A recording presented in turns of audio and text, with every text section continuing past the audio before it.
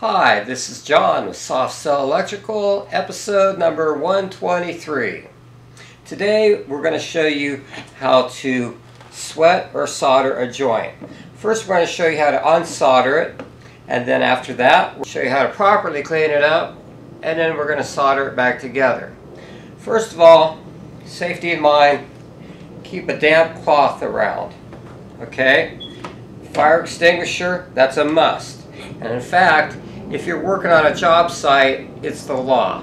You want to start by heating the entire area evenly. This may take a few minutes. It would appear we have sufficient heat, so you want to grab a hold and gingerly remove that fitting. See how easy that was? Now to prepare a fitting with a pipe to be joined, it needs to be completely cleaned. And for this, I use two types of sandpaper. I use the rollout and put it around here and just cleaned it until it's perfectly smooth and clean and nothing but pure copper. For the inside, I just used 180 grit and just kept at it until it was completely clean.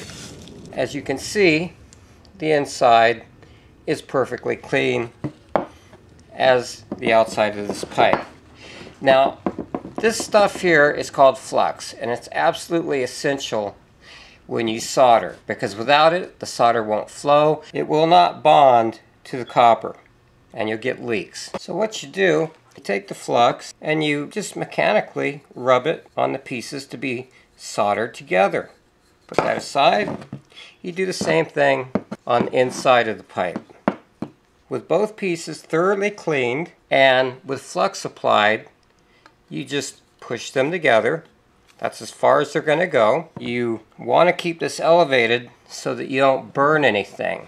Now keep this in mind when you're soldering copper together. The solder will flow towards the heat source. So if your heat is misdirected, your solder is not going to go where it wants to go. You want to bend your little solder like that so you can feed it in.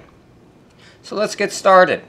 Come on a little closer. This is a wet cloth underneath so we don't start any fires. And like I said, you start heating up the joint that you're soldering into.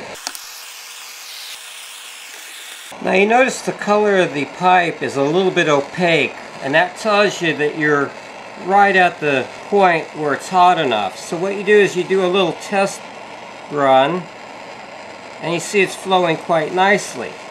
So what you do is you go all around, make sure it's totally hot, and then go back up to this area,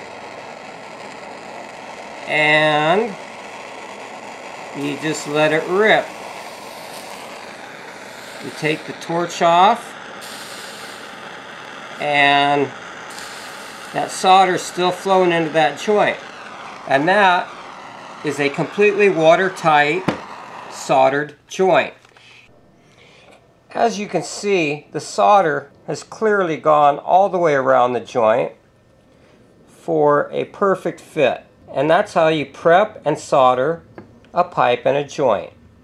Completely leak-free. I'd like to thank you for watching.